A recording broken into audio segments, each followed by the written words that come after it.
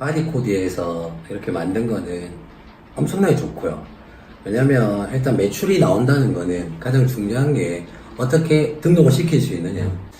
만약에 전단지 1000장을 돌렸다. 그래 광고를 했다. 그럼 만약에 전화 상담에 몇 통화 올까? 그 다음에 방문 상담에 몇 명이 찾아올까?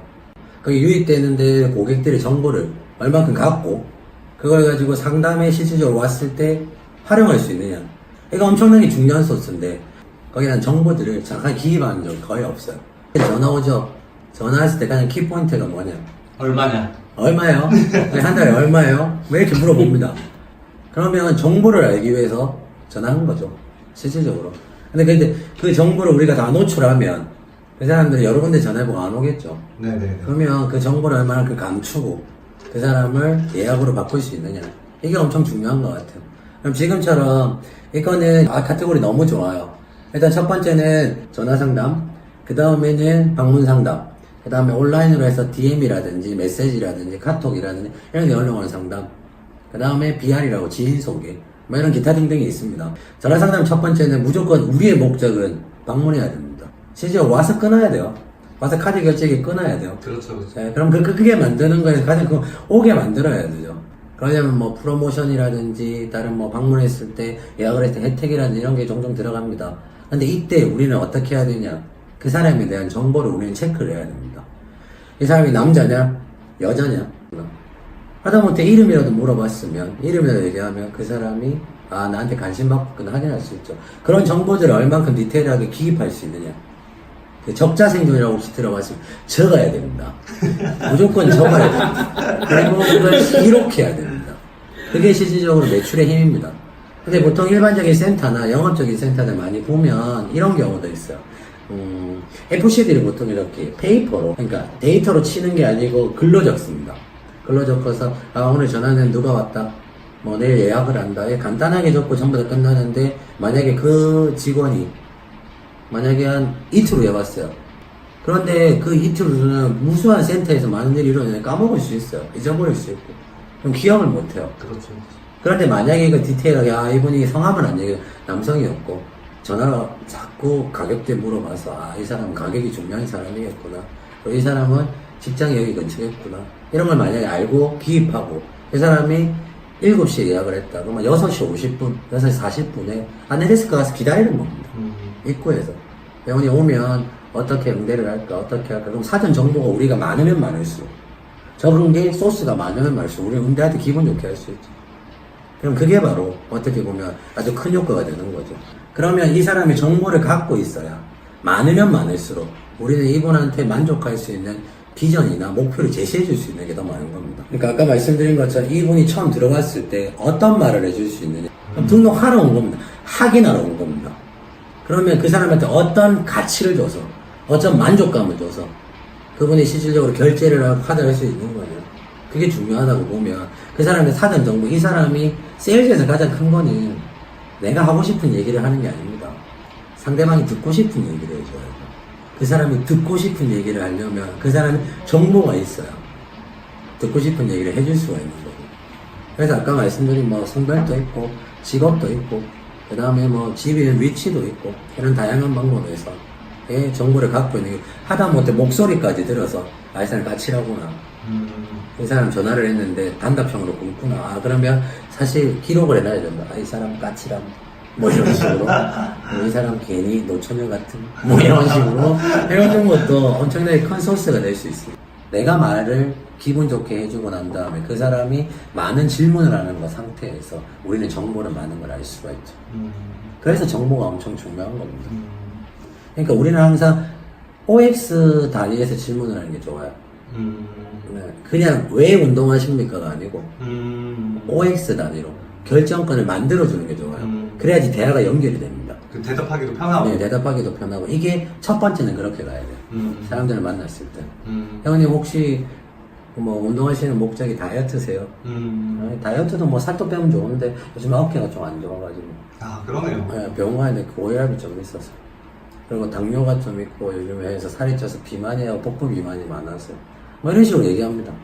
그러면 이 사람들은 실질적으로 목적한 다이어트보다는 다이어트가 되면 좋긴 하겠지만 다른 뭔가의 문제점을 먼저 얘기할 수 있는.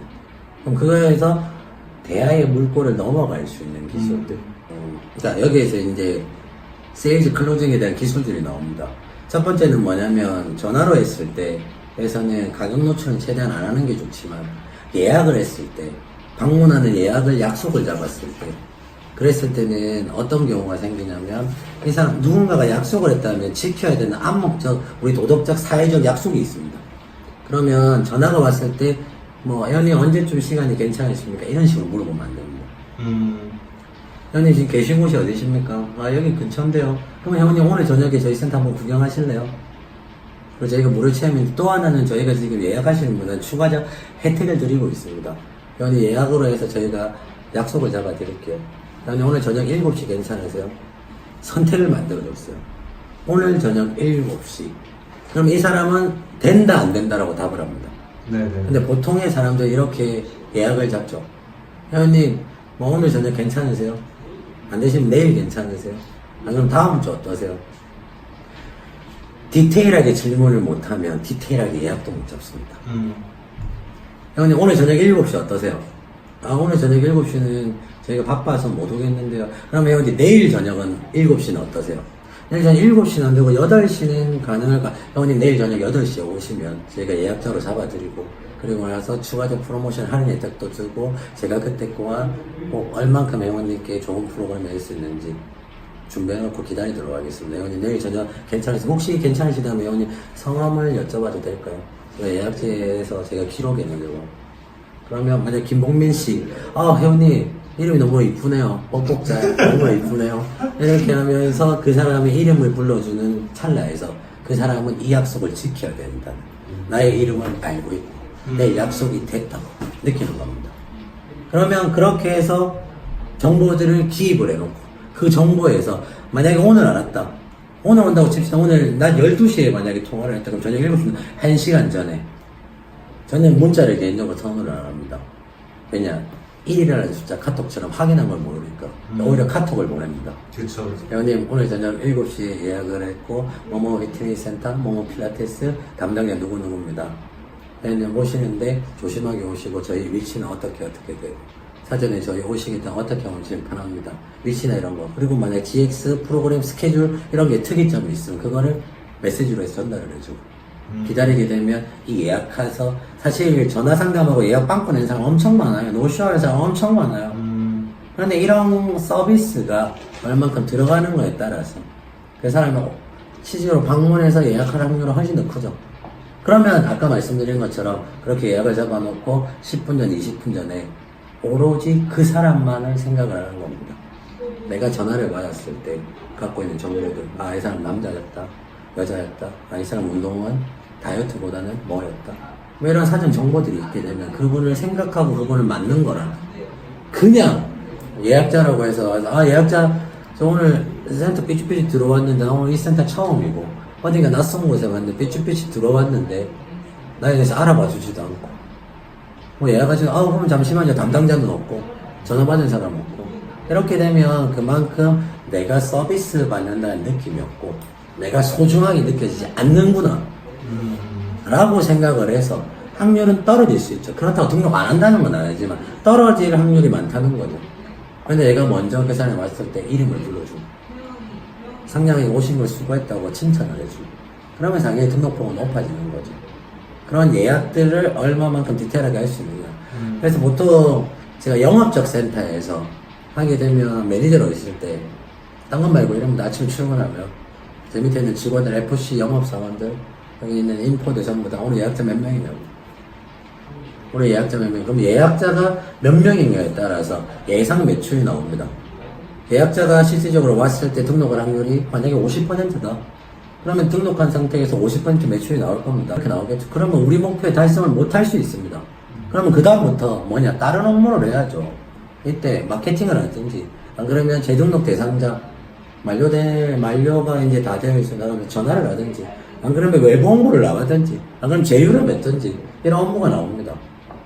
그런데 그 업무에 관한 건 첫 번째, 예약자가 몇 명인가에 따라서 달라지는 거죠. 그럼 그다음부터 워크인이 몇 명 온다. 평균적으로 위에 워크인이 뭐 2명이 온다, 3명이 온다. 그럼 그다음부터 포함을 해서 이런 수치적으로 계산할 수 있는 데이터가 예약자부터 시작하는 거죠. 그래서 사실 영업적인 센터는 첫 번째도 예약, 두 번째도 예약입니다. 매출이 잘 나게 하는 진단하는 것도 있습니다. 아까 말씀하신 건 제일 첫 번째가 유입이 얼만큼 많이 되냐, 유입이 안 되냐, 이 차이가 가장 크겠죠. 전화나 방문이나 그 다음에 안 그러면 뭐 온라인 마케팅에 하는 DM이나 메시지나 이런 형태들 없다. 그럼 마케팅을 많이 해야 되고 홍보를 많이 해야 돼. 많다. 유입은 어느 정도 많다. 전화도 많이 오고 문의도 많이 온다. 근데 매출이 안 나온다. 이 상태가 훨씬 더 힘듭니다. 한번 놓치고 나면 돌아올 확률이 떨어지기 때문에 그게 이제 보통 뭐 우리 센터에 한번 방문을 했다 실망을 했다 그럼 다시 안 오겠죠. 그럼 그 사람은 운동을 하고 싶은데 그러면 다른 경쟁업체 갔을 겁니다. 그러면 최소 1개월 뭐 최대 뭐 3개월 6개월에 돌아갈 거면 벌써 우리는 놓친 겁니다. 그럼 이게 상태가 계속된다. 그럼 이 센터는 오래 갈 수 없습니다. 그런데 반대로 이 센터 같은 경우는 어떻게 보면 마케팅을 많이 해서 훨씬 더 올라갈 수 있는 확률이 더 많다고 볼 수 있죠. 근데 콜 자체가 없는 센터. 아, 그렇죠. 그러면 어떻게 마케팅 요소를 하면 사실 즉각적인 많이 여기서 더 많이 옵니다. 네, 여기서. 왜냐면 유입이 많이 되기 때문에. 여기는 고질적인 잘못된 방법들이 있을 겁니다. 전화 상담을 할 때, 전문적인 상담을 위해서 하는 기술들이나, 안 그러면 영업에 대한 기술이나 매뉴얼이나 이런 게 없이 그냥 문의한 거 받는 센터들이 있을 겁니다. 그런 센터들은 아마 이쪽을 조금 더 강조를 해서 그래서 저는 사실 뭐 컨설팅을 할 때 안 그러면 강의를 문의가 올 때 그 전에 사전에 전화를 다 해봅니다. 그리고 인터넷 온라인상에서 어떻게 마케팅을 하고 있는지 다 봅니다. 그러면 거기에 상응을 해서 필요한 부분을 진단하는 상태로 들어가는 거죠. 그러면 이제 솔루션들이 조금 더 빨리 보이냐. 유입이 많이 되는데 등록이 안 난다. 그럼 여러 가지 이유가 있습니다. 가격이 딴 데보다 비싸거나, 안 그러면 가격이 뭐 프로모션이 제대로 없거나, 안 그러면 상담사들이 제대로 영업을 못하거나, 안 그러면 우리의 프로그램은 좋은데 사람들이 모르거나, 그 다음에 뭐 POP 광고 이런 것도 있습니다. 포인트에서, 상담할 때 포인트에서 어떤 포인트로 설명을 해야 되는 거에서 뭐 대표적으로 뭐 여기 뒤에 프로필이 있는다든지 센터에 상담하는 옆에 그 옆에는 이걸 등록하면 상품이 비치되어 있는다든지 뭐 이런 걸로 해서 이분이 등록할 수 있게 만드는 분위기가 있는 것과 아니면 아예 상담하는 공간에 뭐가 아무것도 없거나 오래 시끄럽거나 안 그러면 집중을 못하거나 뭐 이런 분위기들 이런 거에서 상당히 다양한 요건들이 있기 때문에 일단은 방문을 해서 어떤 절차에 의해서 프로세스에서 등록하는 걸 한번 체크하는 게 첫 번째고 전략기획 5단계라는 게 있습니다. 첫 번째는 뭐냐면 정보를 수집을 해야 됩니다. 그 수집하는 단계가 2단계라고 보시면 되죠. CRM이라고 얘기하고 고객관리라고 얘기하고 있는데 전화로 오거나 안 그러면 방문으로 오거나 한 번 또 우리한테 유입된 회원들 그 회원들에 대한 리스트가 나옵니다. 그럼 거기서 등록했다 안 했다 그러면 등록하면 만족한 이유를 찾으면 돼요. 등록 안 했다. 뭔가 불만족스러운 겁니다. 가격이 안 맞든, 지리 조건이 안 맞든, 생각보다 시설이 작든, 크든, 지저분하든, 직원들이 생각보다 친절 안 하든, 이런 다양한 요인들이 있겠죠. 그럼 그거를 리스트업을 쭉 해놓으면, 그 다음부터 어떠냐? 정보 수집이 됐죠. 그 다음 그걸 분석을 해야 됩니다. 근데 보통은 정보 수집에서 보통은 다 끝이 납니다. 왜냐면 등록 올 사람들만 표시하고 전부 다 끝나거든요. 이 주변에 필라테스 찾아봤어. 그리고 나서 전화 한 통 해봤어. 필라테스 얼마예요? 근데 갑자기 이 사람이 출장을 가거나, 안 그러면 회사 일이 갑자기 그 다음부터 바빴어요. 못 올 수도 있어. 그렇다고 이 사람 다른 데 등록을 했을까요?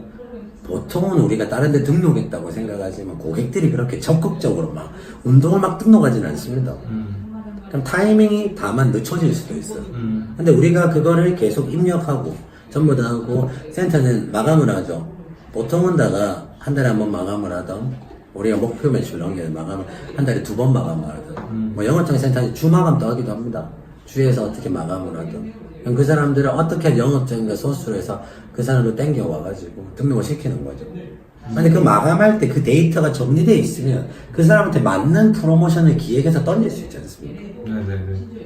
이 사람은 가격적으로 뭐 비싸서 등록을 안 했다. 이 사람 뭐 프로그램이 조금 더 안 맞아서 등록이 안 했다. 뭐 이런 다양한 요소들이 있을 겁니다. 그분들한테 정보를 업데이트 해주는 거죠. 그러면 마감을 할 때 만약에 이런 거죠. 이벤트를 마감을 하는데 약간의 그 가격대 DC보다는 선물이나 그다음 추가적 기간이나 그다음 횟수나 이런 것도 줄 수도 있습니다. 맞죠? 평가를 꼭 해야 됩니다. 그러기 위해서는 오늘 하루에 예상론화 이런 거죠. 오늘 하루에 TI는 몇 통이 왔고 워크인은 몇 통이 왔는데 갑자기 한 1, 2주 정도에는 매출이 이렇게 잘 나가는데 한 3주차 중에 갑자기 전화가 안 와요. 갑자기 워크인이 안 와요. 그럼 평균적인 들어오는 양이 있는데 갑자기 잘못되어 있으면 마케팅 채널이 잘못되었던 우리가 지금 하는 프로모션이 잘못되었던 중간중간에 점검이랑 평가를 해야 됩니다. 그리고 나서 수정을 해서 바꿔야죠.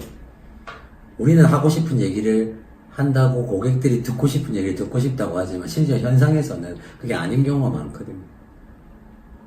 그럼 그걸 계속 중간중간에 점검할 수 있는 게 더 들어간다고 훨씬 더 좋지 않을까 이렇게 생각이 듭니다.